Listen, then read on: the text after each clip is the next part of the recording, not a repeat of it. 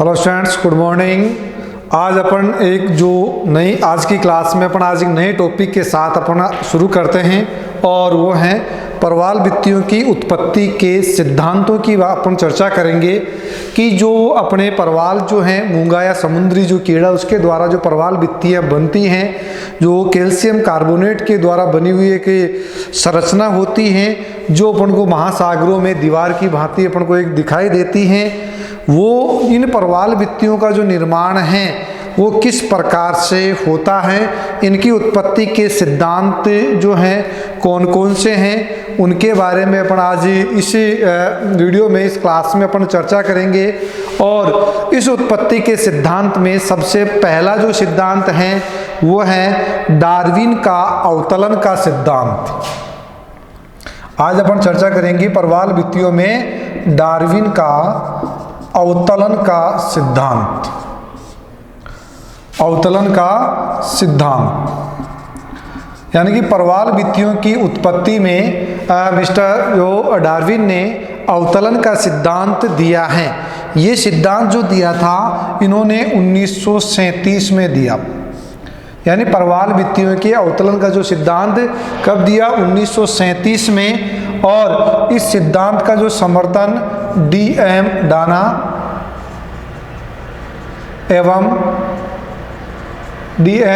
Dana एवं अपने पास में W.M.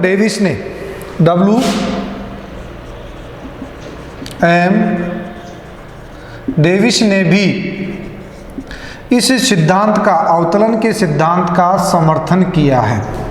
यानी कि सिद्धांत कब दिया, 1937 में। इस सिद्धांत का D.M. डाना और W.M. डेविस ने इस सिद्धांत का समर्थन किया है। अब अपन बात करते हैं कि ये सिद्धांत है क्या। डार्विन के मतानुसार जो परवाल भित्तियों की जो उत्पत्ति हो रही है, परवाल भित्तियों की उत्पत्ति के बारे में उन्होंने सिद्धांत दिया। तो डार्विन के मतानुसार जो अपने पास में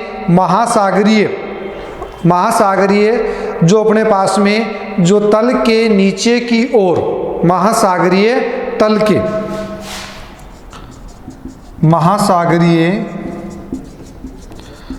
के नीचे की ओर अवतलन की प्रक्रिया ही परवाल भित्तियों के विकास का मुख्य आधार है। यानी कि डार्विन क्या कह रहा है, इस महासागरीय तल के नीचे की ओर अवतलन ही परवाल भित्तियों की रचना का मुख्य आधार है। अवतलन का मीन्स होता है अपने कहें धंसना। अगर अपने नॉर्मल भाषा में बात करें तो क्या हो रहा है, धंसना। नीचे की तरफ सागर जो तल है वो जब धंसता है वो कहलाता है अपना अवतलन। यानी कि जो कह रहा है कि लगातार अपन कहें कि महासागरीय जो तल हैं वो नीचे की ओर उसका अवतलन हो रहा है, जिससे कि परवाल भित्तियों का निर्माण हो रहा है। डार्विन ने जो है बताया कि जिस स्थल या द्वीप के पास में, जिस स्थल या द्वीप जो है अपने पास में, वहाँ पर परवाल भित्ति बनती हैं, वो भाग हैं वो स्थिर नहीं होता है।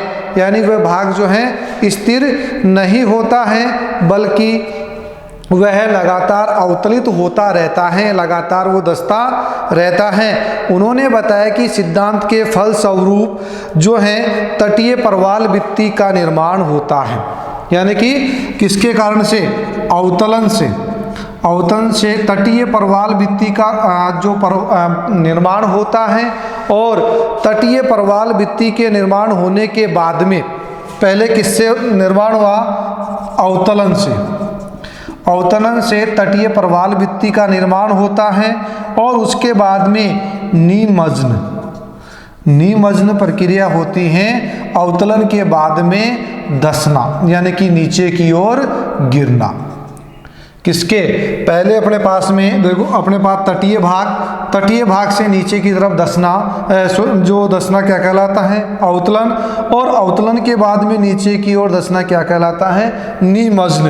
तो पहले अवतलन से तटीय परवाल भित्ति का निर्माण होता है, उसके बाद में निमज्जन की क्रिया से अवरोधक परवाल भित्ति का निर्माण होता है।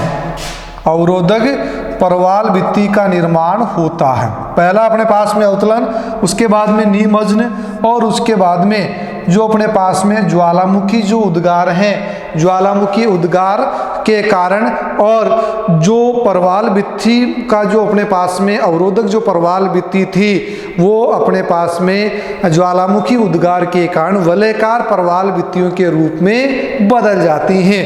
यानी कि ज्वालामुखी जो उद्गार है उससे धंसने और ऊपर उठने, यानी कि जो अपना सागर तल नीचे की तरफ धंसने और उसमें उत्थान की प्रक्रिया पाई जाती हैं।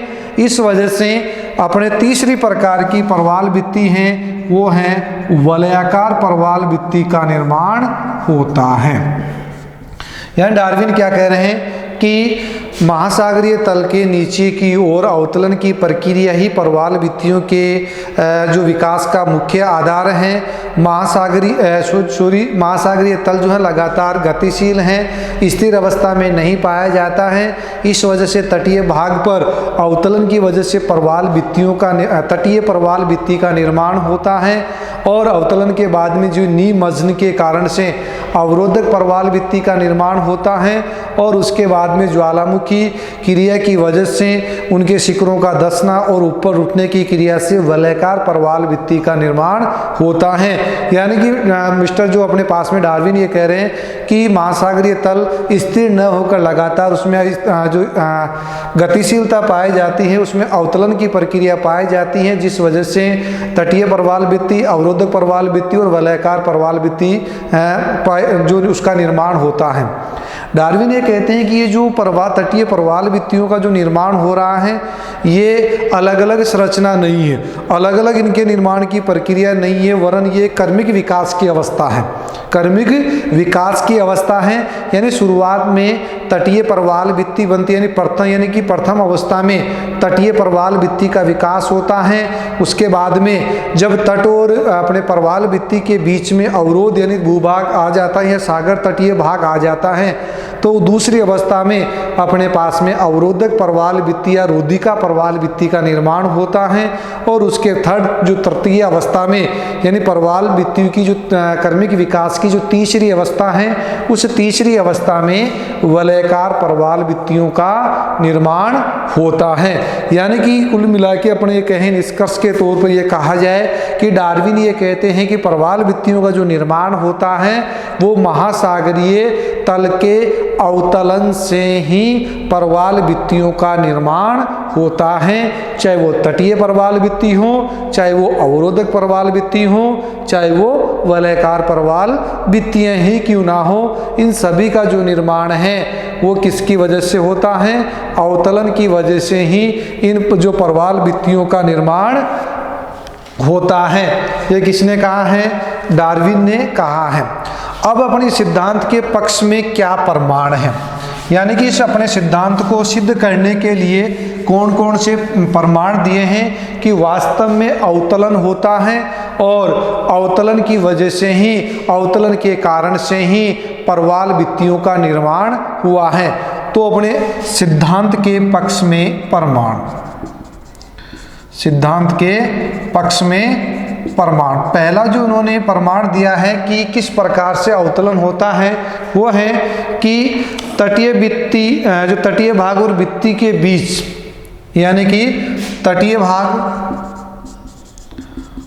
तथा भित्ति के बीच कौन, यानी कि परवाल भित्ति के बीच क्या पाई जाती है?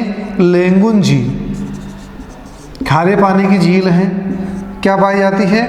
लेंगुन झील का छिछला होना, छिछला मतलब कम गहराई का लगातार बना रहना, इस बात का प्रमाण है कि उसमें जो उसका जो तलीय भाग में लगातार अपरदन होने की वजह से वो अपने निक्षेपण की क्रिया के द्वारा उसका भाग बढ़ता नहीं है, उसका तल अपरदित करता अवतलित होता रहता है, जिस वजह से इस लेंगुन झील का जो भाग है वो छिछला बना हुआ रहता है। यानी कि अगर इस प्रकार से अवतलन नहीं होता, यानी कि मिस्टर डार्विन क्या कह रहे हैं कि ये अवतलन नहीं होता तो जो लेंगुन झील का जो ऊपरी भाग, जो छिछला कम गहराई वाला जो भाग है वो लगातार जो अवसाद के जमा होने के कारण से अब तक भर जाता और वो लेंगुन झील नहीं रहती।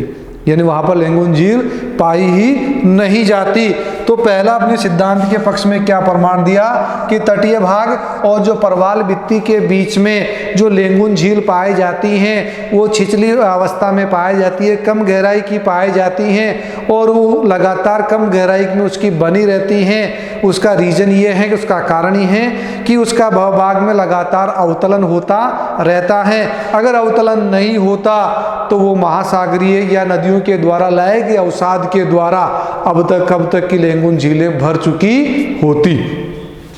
पहला प्रमाण। दूसरा जो प्रमाण उन्होंने दिया वह था अपने पास में कि जो द्वीप जो हैं, कोई भी अपने पास में द्वीपीय भाग हैं वो जल के पास में ऊपर उठे हुए हैं, जल के पास में ऊपर उठे हुए हैं और वहाँ पर भी जो है तटीय भागों के पास में जो है परवाल भित्तियों का निर्माण नहीं होता है।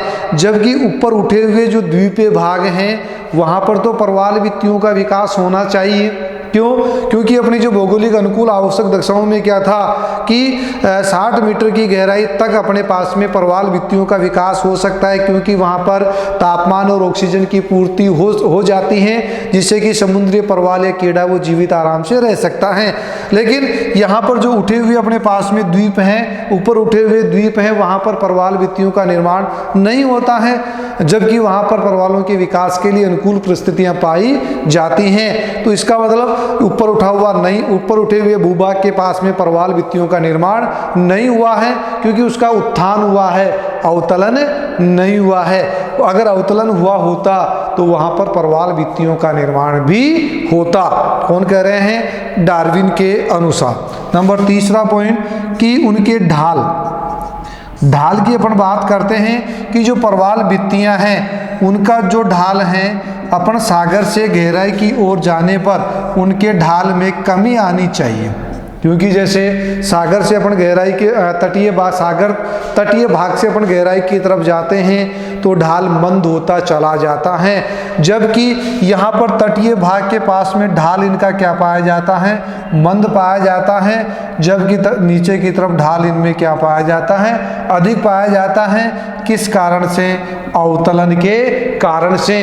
तो तीसरा उन्होंने प्रमाण दिया ढाल के अनुसार कि नीचे की तरफ जो ढाल पाया जाता है उसके आधार पर यह प्रमाणित होता है कि नीचे के हिस्से में अवतलन की क्रिया पाई जाती है, जिस वजह से उनका ढाल जो है तटीय भाग की तुलना में नीचे की तरफ अधिक होने की वजह से परवाल भित्तियों का जो ढाल है वो तटों के पास में मंद होता है, जबकि सागरों के अंदर की तरफ अधिक पाया जाता है। चौथा इन्होंने जो रीजन दिया वो था इन परवाल भित्तियों की मोटाई का जो साक्ष्य दिया है, प्रमाण दिया है। उन्होंने बताया कि अपन जो इस अवतलन की वजह से, यानी कि तटीय भाग के सागर तटीय भाग के अवतलन की वजह से इनका जो परवाल भित्तियों की जो मोटाई है, जो इनकी चौड़ाई है वो सागर के पास में कम पाई जाती है, जबकि नीचे की तरफ अपन आएंगे तो यहाँ पर आते आते इनकी चौड़ाई वो अधिक पाई, यानी इनकी मोटाई है वो अधिक पाई जाती है, जिससे ये प्रमाणित होता है कि ये अवतलन का ही प्रमाण यहाँ पर पाया जाता है। तो अपने चौथा कारण किसको माना? मोटाई के आधार पर। पांचवा है कि परवाल भित्तियों जो हैं, परवाल भित्तियों के किनारे पर किल्फ का न पाया जाना। पांचवा जो कारण दिया वो क्या दिया? किल्फ का न पाया जाना। किल्फ यानी जो जोड़ने वाला, वहाँ पर न पाया जाना, यानी कि परवाल भित्तियों के जो किनारे पर किल्फ का न पाया जाना ये प्रमाणित करता है कि वह स्थल भाग न पाया जाना ये प्रमाणित करता है कि वह अवतलन का ही प्रमाण है, क्योंकि किल्फ केवल स्थिर तट के किनारे ही पाए जाते हैं। ये जो किल्फ हैं वो कहाँ पाए जाते हैं? स्थिर जो तट हैं उस स्थिर तट के किनारे पर ही पाए जाते हैं, जबकि परवाल भित्ति के किनारे पर क्या नहीं पाए जाते हैं? किल्फ नहीं पाए जाते हैं। यह डार्विन क्या कह रहे हैं कि परवाल भित्तियों के किनारे पर किसका अभाव पाया जाता है? किल्फ का अभाव पाया जाता है। इस किल्फ के अभाव के कारण ये प्रमाणित होता है कि इसका अवतलन हुआ है। अगर अवतलन जो हुआ है, अगर किल्फ पाई जाती हैं तो वो किसका भाग है? स्थिर तट का भाग है। यानी कि डार्विन ये कहते हैं कि अगर उस पर किल्फ पाई जाती हैं तो वो स्थिर तट का प्रमाण है, जबकि प्रवाल भित्ति के किनारे पर किल्फ नहीं पाई जाती हैं, जो ये प्रमाणित करती हैं कि वह धरातलीय भाग से अवतलित हुआ है। उसके बाद में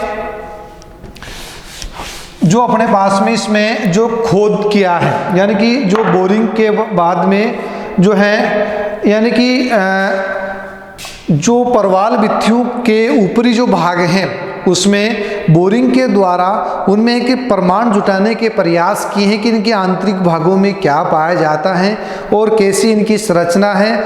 और ये बोरिंग के माध्यम से प्रमाण जुटाने का काम जो अपने पास में जो रॉयल जो वेधनशाला है, रॉयल जो वेधनशाला के द्वारा ये प्रमाण जुटाने का प्रयास किया गया है कि रॉयल सोसाइटी द्वारा वेधनशाला का द्वारा प्रमाण जुटाने के प्रयास किए गए हैं। उन्होंने बताया कि ऊपरी भाग में परवाल पाउडर और नीचे के भाग में रवेदार छड़, चूना और डोलामाइट पाया जाता है। यानी कि अपने पास में रॉयल सोसाइटी एक वेधनशाला थी, उन्होंने परवाल जो है कौन सी रॉयल सोसाइटी, रॉयल सोसाइटी जो अपने पास में वेधन करने वाली जो अपने पास में जो अपने पास में कंपनी है, उन्होंने परवाल पर जो बोरिंग करके उन्होंने पता लगाया कि ऊपरी भाग पर परवाल पाउडर जो भित्ति में पाउडर पाया जाता है, अंदर की तरफ रवेदार छड़े चूर्ण और जो अपने पास में डोलामाइट नामक खनिज वहाँ पर पाए जाते हैं। ये सिद्ध हो रहा है कि नीचे की तरफ इसका अवतलन हुआ है। उसके बाद में इसकी अपन आलोचना की बात करते हैं कि ये जो उन्होंने सिद्धांत जो दिया था उसमें क्या क्या कमियां रही। यानी कि अपन इसमें सिद्धांत के पक्ष की प्रमाण की अगर अपन बात करें तो पहला प्रमाण उन्होंने लेंगुन के आधार पर दिया, जिसमें उसमें गहराई जो की त्यों बनी रहती है क्योंकि लगातार अवतलन होता रहता है। दूसरा प्रमाण उन्होंने जो अपने पास में आ रहा है कि उन्होंने जो महासागरीय जो अपने पास में जो तल हैं या अपने कहें कि उसके जो ढाल वाला जो भाग है वो मंद ढाल का और तीव्र ढाल के रूप में पाया जाता है। किल्प इसकी जो अपने परवाल भित्ति की मोटाई के आधार पर उन्होंने प्रमाणित किया। उसके बाद में किल्फ के आधार पर ये सिद्ध किया है कि इसका अवतलन हुआ है। अगर किल्फ जो है इसमें पाई जाती हैं तो किल्फ किसका प्रमाण होता है, स्थिर तट का प्रमाण होता है। बोरिंग या वेधन के माध्यम से उन्होंने जो अपने वेधन सोसाइटी जो वेधनशाला है उसके माध्यम से उन्होंने प्रमाणित कर दिया कि ऊपरी भाग पर पाउडर पाया जाता है, जबकि अंदर रवेदार छड़ और अपने पास में डोलामाइट पाए जाते हैं। अब इसमें जो क्या कमियां रह गई उसकी अपन बात करते हैं। तो पहले अपने पास में कमी है कि परवाल की रचना के आधार पर जो आधार तल सागर में 60 मीटर की गहराई या उससे अधिक होने चाहिए, तभी द्वीपों के स्थान पर उनकी रचना हो सकती है। द्वीपों के स्थान पर उनकी रचना हो सकती है। यानी कि अपने इस सिद्धांत के अनुसार अगर बात करें, अवतलन के सिद्धांत के अनुसार अपन बात करें तो परवाल भित्तियों का निर्माण कहाँ होना चाहिए, 60 मीटर की गहराई पर होना चाहिए। लेकिन प्रशांत महासागर में जो जावा द्वीप हैं उसके उत्तर में अपने पास में क्रिस्मस्टम्स जो द्वीप हैं वो उनके उत्थान के कारण उसके पास में परवाल भित्तियों का जो निर्माण हुआ है, इससे ये प्रमाणित होता है कि उसके अवतलन से नहीं उत्थान की वजह से उस परवाल भित्ति का निर्माण हो रहा है, जो डार्विन के अवतलन के सिद्धांत की आलोचना है कि अगर डार्विन के सिद्धांत के अनुसार अपन माने तो वहाँ पर परवाल भित्ति का निर्माण नहीं होना चाहिए, जबकि वहाँ पर परवाल भित्ति पाई जाती है। दूसरी इसकी आलोचना, अगर ये अवतलन का कारण मान लिया जाए, ये अवतलन का कारण मान लिया जाए कि परवाल भित्तियों का जो निर्माण है कि वो महासागरों में तल के अवतलन के कारण से होता है, तो प्रशांत महासागर के कई जो द्वीप हैं अब तक पानी में डूब चुके होते। यानी कि अगर ऐसा ही लगातार अवतलन होता रहता तो प्रशांत महासागर के बहुत सारे जो द्वीप हैं वो पानी में डूब चुके होते और वहाँ पर अब जो परवाल भित्तियाँ भी नहीं होती। तो अपन ये भी नहीं कह सकते कि लगातार अवतलन ही होता रहता है। तीसरा इसका जो कारण है वो है अपने पास में कि कुछ प्रवाल द्वीप अंत्य समुद्री ज्वालामुखी पर निर्मित हैं जहां अवतलन संभव ही नहीं है, जहां पर अवतलन संभव नहीं है। यानी कि महासागरों के अंतर सागरीय जो भाग हैं वहाँ पर भी प्रवाल भित्तियों का निर्माण हुआ है। ज्वालामुखी निरूपित जो अपने द्वीप हैं वहाँ पर प्रवाल भित्तियों का निर्माण हुआ है जहाँ पर अवतलन संभव नहीं है। एक अपने पास में जो वेधन वाला आया था बोरिंग के माध्यम से जो प्रवाल भित्तियों की जो स्थिति का जो पता लगाने के अवतलन के बारे में बताया था, उसके बारे में उसकी आलोचना करते हुए सर जॉन मरे ने लिखा है कि 60 मीटर से अधिक की गहराई पर 60 मीटर से अधिक की जो गहराई पर जो अपने पास में सिर्फ और सिर्फ जो है अधिक गहराई पर प्रवाल भित्ति नहीं पाई जाती है, वहाँ पर सिर्फ प्रवाल भित्तियों का चूर्ण पाया जाता है। यानी कि सर जॉन मरे आलोचना करते हुए क्या कह रहे हैं कि 60 मीटर की जो गहराई है, इस 60 मीटर की गहराई पर तो इसके बाद में तो प्रवाल भित्तियाँ नहीं पाई जाती हैं, जबकि डार्विन क्या कह रहा है कि जो प्रवाल भित्तियों का निर्माण 60 मीटर की गहराई के बाद में जो अपने द्वीप हैं या अपन कहें कि अवतलन के पश्चात वहाँ पर प्रवाल भित्तियों का निर्माण होता है, जबकि 60 मीटर की गहराई के बाद में तो वहाँ पर प्रवाल भित्तियाँ नहीं पाई जाती, वहाँ तो सिर्फ क्या पाया जाता है, प्रवाल भित्तियों का चूर्ण पाया जाता है। तो ये इनकी 3 आलोचनाएं हैं। लेकिन फिर भी अगर अपने निष्कर्ष के तौर पर ये कहें कि मिस्टर डार्विन ने प्रवाल भित्तियों की उत्पत्ति के बारे में कुछ हद तक उसको समस्या का समाधान करने का प्रयास किया है कि किस प्रकार से प्रवाल भित्तियों का जो अपने तटीय प्रवाल भित्ति हैं, अवरोधक प्रवाल भित्ति और वलयाकार प्रवाल भित्तियों का निर्माण होता है। कुछ उनके सिद्धांत भी जो हैं तार्किक भी हैं कि वहाँ पर इस प्रकार जो है तटीय प्रवाल भित्ति के बाद में जो अपने पास में ज्वालामुखी क्रिया या अपन कहें कि निमज्जन की जो क्रिया होती है अवतलन के बाद में, उससे अवरोधक प्रवाल भित्ति का निर्माण होता है। ज्वालामुखी क्रिया के द्वारा धरातल के धंसने या सागरीय तल के धंसने उत्थान की वजह से वलयाकार जो अपने पास में प्रवाल भित्ति का निर्माण होता है, जिसके बारे में डेविस ने कहा था कि ये प्रवाल भित्ति की जो रचना है वो प्रकृति का एक आश्चर्यजनक की रचनाओं में से एक मानी जाती हैं। तो यह था अपने पास में डार्विन का अवतलन का सिद्धांत जो 1937 में डार्विन ने दिया था, जिसकी DM डाना और WM डेविस ने उसकी जो सिद्धांत का समर्थन भी किया था कि प्रवाल भित्तियों का निर्माण अवतलन के कारण ही होता है, अवतलन की वजह से ही होता है। आज के लिए इतना ही, धन्यवाद।